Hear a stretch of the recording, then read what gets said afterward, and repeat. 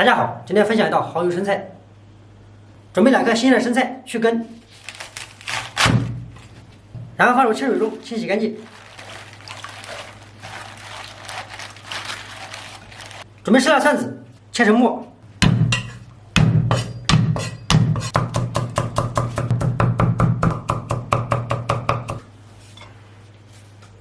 锅中水烧开，加少许的盐增加底味，加适量的油，使生菜颜色更加翠绿，营养不流失。下入生菜，烫至10秒钟。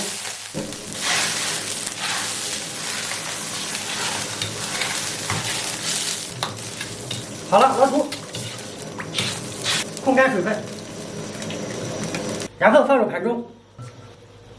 锅中加适量的油烧热，然后做个金银蒜，先放入1半的蒜末，炒至表皮金黄，这样吃起来更香。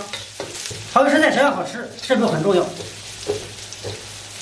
炒至金黄后，倒入蚝油，炒出香味。炒出香味后，加适量的水，加适量的盐调味，适量白糖提鲜，烧酒老抽调色，然后大火烧开。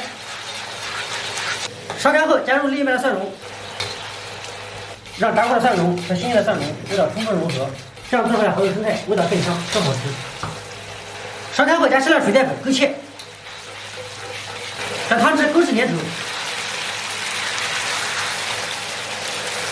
这样就可以了。然后淋适量的明油。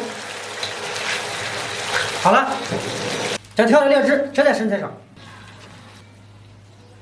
美味的蚝油生菜做好了，生菜颜色翠绿，蒜香味十足，非常的鲜美。喜欢的朋友赶紧试一下。